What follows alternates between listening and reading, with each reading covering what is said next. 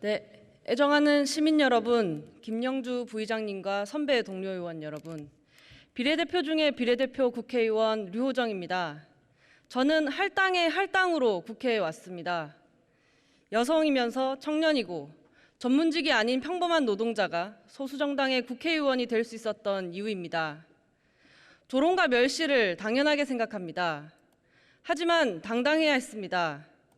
비례대표와 할당의 제도가 소수자와 약자의 대표를 위해 설계됐고 그 덕분에 제가 이곳에 있음을 잘 알기 때문입니다. 존경하는 시민 여러분, 오늘은 국회 전원위원회 2일차입니다.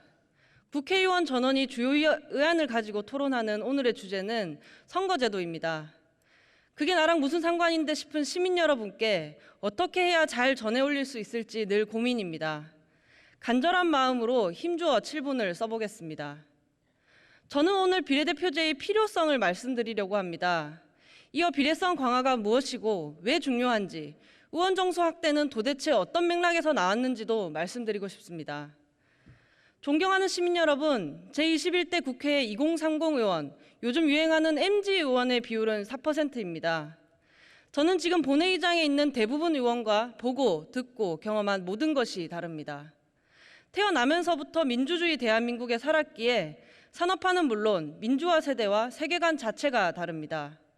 세상을 향한 애정과 세상에 대한 문제의식 역시 같지 않습니다. 예를 들면 먹고 사는 문제도 아닌 기후위기를 실존의 위협으로 여기는 것이 그렇습니다. 평균 연령 만 55세, 80% 이상이 전문직 중상층 남성인 국회에서 평균에서 가장 먼 그야말로 돌연변이었던 류호정 덕분에 일어난 사건을 몇 가지 소개해드리고 싶습니다. 다양한 시민의 다양한 얼굴을 닮아야 할 국회는 그동안 성공한 아재만 대표했었습니다. 어두운 색 정장에 넥타이 대신 입고 벗고 일하기 편한 원피스를 입은 의원이 생겼습니다. 일상에서 원피스와 청바지를 즐겨 입는 그 시민 집단을 대표하는 의원이 나타났다고 하면 오버일 수 있겠습니다만 저는 그런 마음이었습니다. 대기업과 싸울 기회를 얻었습니다. S기업이 기자 출입증으로 국회에 드나드는 반칙, 중소기업의 기술을 탈취하는 반칙을 시정했습니다. 민족 중흥의 역사적 사명으로 일한 적이 없고 산업 발전의 역군도 아니었으므로 좌우지간 글쎄, 나와 내 가족을 위해 일하는 시민의 행복이 제일 중요했습니다.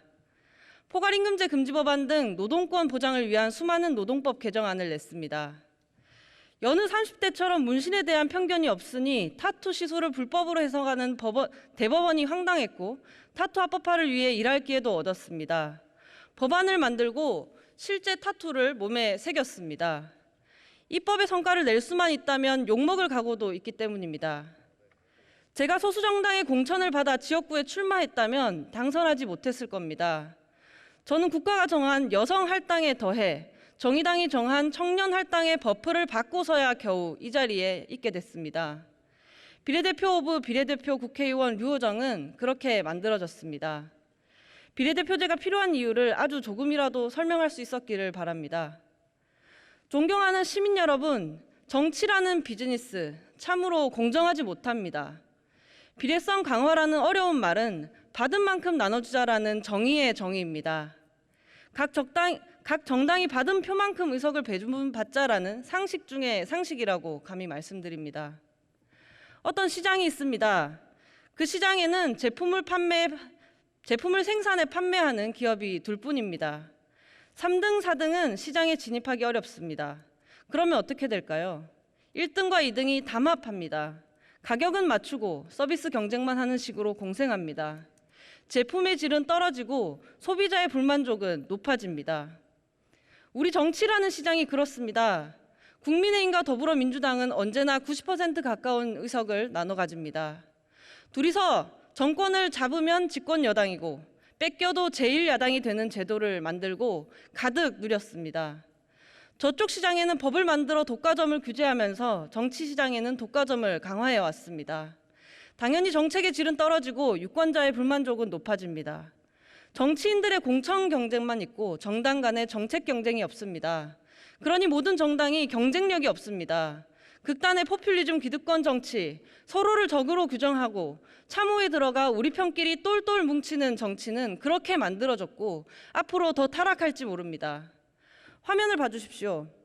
제20대, 제21대 국회 실제 의석 배분과 정당 득표율에 따른 의석 배분의 차이입니다. 전광판에 국민의 명령은 시각 자료가 오른쪽인데 나오고 있습니다. 현실은 왼쪽입니다. 그림을 보면 알 수 있습니다. 우리 주권자는 이미 다당제를 명령했습니다. 전국의 주도권은 제1당과 2당이 갖되 3당과 4당이 정도의 지분을 확보하고 다자간 경쟁하라 명했습니다. 존경하는 시민 여러분, 저는 주권자의 의사를 선거 제도가 왜곡하고 있다고 생각합니다. 내가 찍은 대로 국회가 구성되지 않아서 정치를 외면하고 계시지 않으신지요? 지들 멋대로 일하는 국회를 혐오하고 계시지는 않으신지요? 우리 선거 제도가 낳은 악순환이 명백합니다. 이걸 정상화하자는 게 비례성 강화입니다. 연동형 비례대표제입니다. 계산이 어렵다는 반론에 재반론합니다. 아주 쉽습니다. 원칙은 국민이 찍은 표만큼 의석을 나누는 것입니다. 40%를 받은 정당은 300 곱하기 0.4를, 10% 받은 정당은 300 곱하기 0.1을 해서 의석을 받는 계산입니다. 존경하는 시민 여러분, 연동형 비례대표제는 필연적으로 비례대표 정수 확대를 요구합니다. 비례대표를 늘리려면 지역구를 줄여야 합니다. 1당과 2당의 기득권이 그럴 순 없답니다. 그래서 나온 대안이 의원 정수 확대이고 의원 세비 감액입니다. 정의당의 지역구 240명, 비례대표 120명 제안은 그렇게 나왔습니다. 국민의 정치 불신에 기대 의원 정수 확대에 반대하는 다선 의원님들께 한 말씀 올립니다. 포퓰리즘이라는 어려운 말로 비판하지 않겠습니다. 국회의원이 쓸모없다는 국민 정서 앞에 당당히 설 수 없는 본인의 쓸모를 되돌아보시기 바랍니다.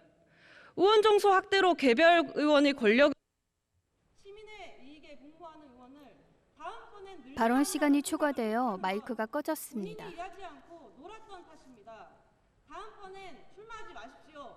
지금 자리에도 안 계십니다.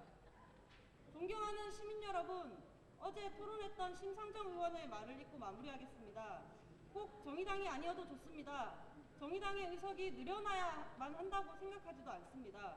국회가 공정한 룰에 의해 구성되고 모든 정당이 국민을 행복하게 할 좋은 정책으로 경쟁했으면 좋겠습니다. 연동형 비례대표제를 조금만 더 살펴봐 주십시오. 감사합니다.